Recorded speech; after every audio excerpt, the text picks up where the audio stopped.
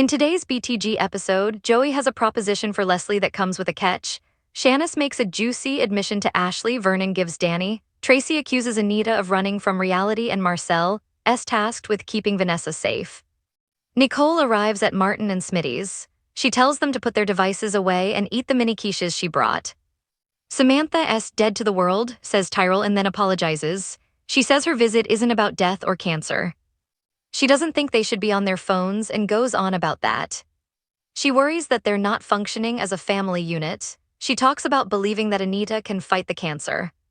She tells them to get back to their lives. She brings up Cotillion, and Martin repeats the joke from yesterday that it sounds like Downton Abbey. She thinks it's important for a young black woman and asks Tyrell to wake Samantha up. She comes downstairs and Nicole brings up the Cotillion planning. Sam perks up but then feels guilty because she worries about life going on after the cancer diagnosis. Nicole says Anita will be happy about it and sings her mother's praises, going on again about how hard it was for her growing up. The singing group saved her. Turns out the pageant isn't just vapid, it's more about a path to power. Tyrell calls BS on that. Martin tells his son to apologize. Tyrell's not trying to be disrespectful, but he and Sam had it way worse than Anita. People involved in this pageantry wouldn't want kids like them near them. It's why they live behind the gates. Sam tells her bro to speak for himself. She tells him he can wear his tragic martyr's badge of honor, but she's not. She wants to follow in her grandma's footsteps to become a debutante, even though she wouldn't have had the chance if she hadn't adopted into wealth. Martin's glad. It's important for a young black woman. Tyrell says they keep on about black women. Didn't bougie black women copy the cotillion from Europeans? Nicole purses her lips as he talks about them copying white society. Nicole agrees with him, but their history is different. She talks about slavery and racism and them overcoming. Tyrell agrees but argues this is still an us versus them thing. Martin's baffled, asking where this has come from. Sam says it's Jessica's thoughts. Nicole says they also give back to the community, like scholarships to non-debs, etc. Nicole thanks him for his perspective and hopes she's helped him to understand the cotillion more. He's not sure. Nicole offers to talk to Jessica. At the club, Vanessa and Danny consider dining options. Danny has no appetite. She talks about how everyone else is doing, but Vanessa asks how she is.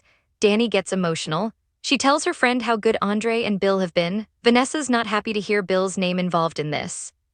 He's always liked to be the one who broke her and put her back together. Vanessa asks if Andre knows of this involvement. Danny wrongly doesn't think he's jealous. They rehash Bill's cheating ways. At the hospital, Ashley finishes a call with her mother when Shanice strolls up, worried she'll get into trouble. Ashley admits Jan met a man on her cruise. She thinks it's too good to be true that her mom found love at first sight. Ted arrives and she tells Ashley that she believes in unexpected love. Ted walks up, gives some direction to Shanice, and then flirts. When he goes, Shanice moons after him. Ashley wants the gossip, thinking they're together. Shanice hands over some work and goes. Vernon appears and talks to Ted about being there for Anita and the family. Ted's doing the same for the kids. They talk about the special treatment she's receiving, and Vernon's quick to point out that they didn't ask for it. Vernon's proud of Ted for showing up for fam. Ted shrugs, he always will. Back at the hub, Ashley and Shanice start talking about Ted again. Ashley asks if they kissed, and her boss's expression says it all. Ashley asks what work she has for her. Ashley gets on the phone and Shancy gives her 2 names to call about some test results. He gives her Nicole and Danny's names, and Ashley is told about the BRCA testing.